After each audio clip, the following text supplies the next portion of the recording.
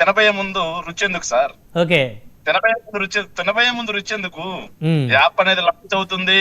ఎవరెవరైతే అన్యాయంగా కేసులు పెట్టారో, ఎవరెవరైతే రాజ్యాంగ విరుద్ధంగా వ్యవహరించారో, ఎవరెవరైతే అక్రమంగా మా కార్యకర్తలను వాళ్ళ బూట్ల కాళ్ళ కింద నల్లగా దొక్కారో అందరి డేటా అనేది దాంట్లో ఉంటుంది. అధికారాలు అనేవి మారిన తర్వాత రాజ్యాంగబద్ధంగా చట్టబద్ధంగా న్యాయం ముందు వాళ్ళకి శిక్ష పడే విధంగా చేస్తామనేది జగన్మోహన్ రెడ్డి గారు అండ్ వైఎస్ఆర్ కాంగ్రెస్ పార్టీ సిద్ధాంతం. ఖచ్చితంగా దానికి కట్టుబడి ఉంటాం. అందులో ఎలాంటి వెనక్కిపోయే సమస్య లేదు దాంట్లో. ఇంకోటి మీరు ఇప్పుడు అన్నారు, నాకు మీరు దాన్ని కొంచెం తప్పుగా తీసుకుంటున్నట్టున్నారు. జగన్మోహన్ రెడ్డి గారు చెప్పింది బెంగళూరు, హైదరాబాద్ లాంటి నగరాల్లో ఫ్లాట్ ఖరీదు కాదండి. మేము చెప్పింది కన్స్ట్రక్షన్ కాస్ట్. సార్, కన్స్ట్రక్షన్ కి స్క్వేర్ ఫీట్ కి ఎంత కాస్ట్ అవుతుంది అనే కన్స్ట్రక్షన్ కాస్ట్ గురించి జగన్మోహన్ రెడ్డి గారు మాట్లాడింది. హైదరాబాద్, బెంగళూరు లాంటి నగరాల్లో కన్స్ట్రక్షన్ కాస్ట్ 4,500కి మించి ఏ హైరైజ్ బిల్డింగ్ లోనూ లేదు. కావాలంటే కన్స్ట్రక్షన్ రంగంలో ఉన్నటువంటి ఎవరినైనా అడగండి, మీరు చూస్తారు. 4,500 దొరుకుతుందా సార్ హైదరాబాద్ లో? బెంగళూరులో నేను కన్స్ట్రక్షన్ రంగంలో ఉన్నాను సార్. మీరు రండి, నేను ఎక్కడ కావాలని మాట్లాడిస్తా. హైరైజ్ బిల్డింగ్స్ కట్టేది 4,500 హైయెస్ట్ రేట్. కానీ అమరావతిలో మాత్రం ఇసుక ఫ్రీ అండి మళ్ళీ. కానీ కన్స్ట్రక్షన్ కాస్ట్ 10,000 వరకు వెళ్ళిపోయింది. Kickbacks 10% already mobilization advance ఇచ్చేశారు. మొబిలైజేషన్ అడ్వాన్స్ నుంచి వెనక్కి లాగేసుకుంటా ఉన్నారు. ఇది జరుగుతా ఉంది. ఇది అవినీతి కాదా అని అడుగుతున్నాను. అవినీతి కాదా? ఇలా ఏందో అవినీతి చేస్తా ఉన్నారు. అమరావతి పేరు చెప్పి మీరు ప్రపంచ బ్యాంకుల దగ్గర, అదే విధంగా జర్మనీ బ్యాంకుల దగ్గర హడ్కో నుంచి రుణాలు తీసుకొస్తా ఉన్నారు. ఈ రుణాల పేరుతో అమరావతిని డెవలప్ చేస్తామని చెప్పి మీ జేబులు నింపుకుంటున్నారు ఏందా అని అడిగితే అమరావతి ద్రోహులుగా మాట్లాడుతున్నారు, రాజధాని ద్రోహులుగా చిత్రీకరిస్తా ఉన్నారు. ఇది రాష్ట్రంలో నడుస్తా ఉంది. ఇది సార్ రాష్ట్రంలో నడుస్తా ఉంది. మీరు హైదరాబాద్ నగరంలోనే ఉన్నారు. ఏ పెద్ద కన్స్ట్రక్షన్ కంపెనీ దగ్గరికైనా వెళ్ళండి, వంశీరామ్ బిల్డర్స్ దగ్గరికి వెళ్తారా వెళ్ళండి, జైబేరీ కన్స్ట్రక్షన్ దగ్గరికి వెళ్ళండి, ర్యామ్కి దగ్గరికి వెళ్ళండి, ఎవరి దగ్గరికైనా వెళ్ళండి. 4,500 రూపాయలు హైరైజ్ బిల్డింగ్ కాస్ట్. అది హెవీ ఇటాలియన్ మార్బుల్తో వేసేది. కానీ ఇక్కడ 10,000 రూపాయల వరకు టెండర్లు ఇచ్చారు. రోడ్స్ తీసుకుంటే sir, roads national highways, green field express highway కూడా 19 నుంచి 20 కోట్ల రూపాయలు కన్స్ట్రక్షన్ కాస్ట్ ఏదైతే టెండర్లో వేసేది మనం. కానీ ఆ అమరావతిలో మాత్రం 50 కోట్ల రూపాయలు 1 కిలోమీటర్కి. ఏం కడుతున్నారు సార్? బంగారు ఏమన్నా తాపడం పోస్తా ఉన్నారు రోడ్ల పైన? వజ్రాలు ఏమన్నా పొదుగుతా ఉన్నారా రోడ్ల పైన? ఏం చేస్తా ఉన్నారు? డబ్బులని మొబిలైజేషన్ అడ్వాన్స్ రూపంలో దండుకుంటున్నారు. ఇక మొన్న ఈ మధ్య సార్ ఏదైతే ఎమ్మెల్యేలకి అదే విధంగా వాళ్ళ క్వార్టర్స్ బిల్డింగ్స్ అంట సార్, క్వార్టర్స్ బిల్డింగ్ లో జీవో ఇచ్చారు వీళ్ళు. ఆశ్చర్యపోయాను సార్ నేను. సార్ బ్రహ్మనాయుడు గారు, మీరు హైదరాబాద్ లోనే ఉన్నారు. ఒక హై రైజ్ బిల్డింగ్ లో అపార్ట్మెంట్ కొనుక్కోవాలంటే 2 కోట్లకు మించి ఖర్చు అవుతుందా? మీరు చెప్పండి.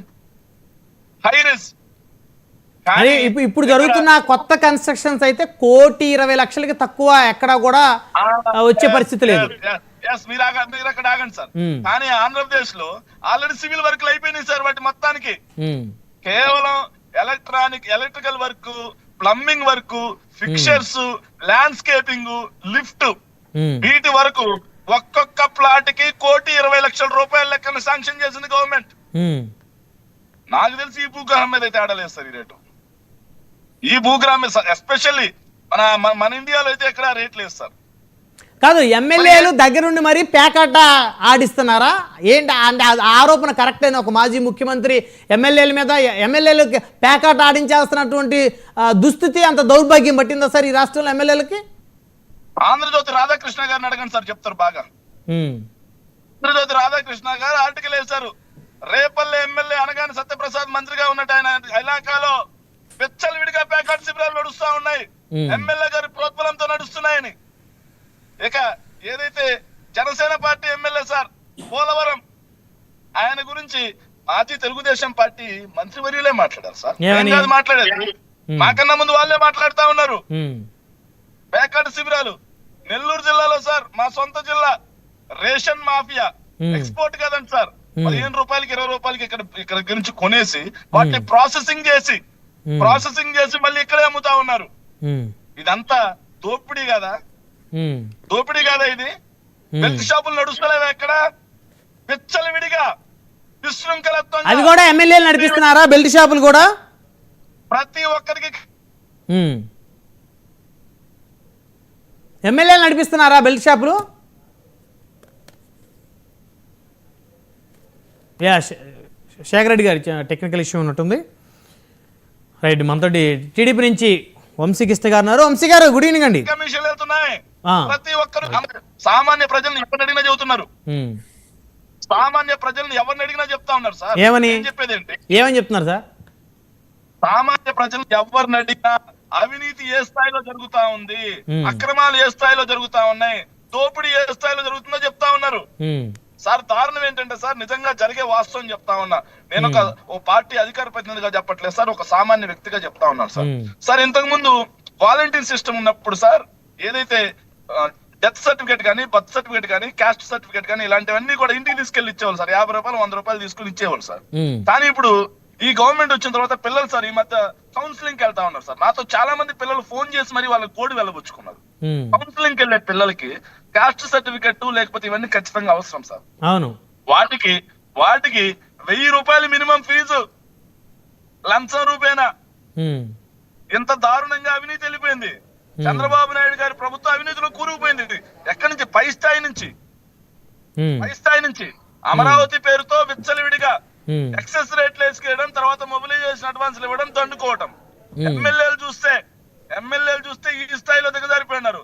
మా సొంత నియోజకవర్గం ఉదయగిరి, మా సొంత నియోజకవర్గం కోర్టులో ఉన్నటువంటి అగ్రిగోల్డ్ భూముల్లో ఏదైతే జామాయిలు, అదే విధంగా టేకు, ఎర్రచందనం కొట్టుకొని నైట్కి మాయం, మట్టు మాయం.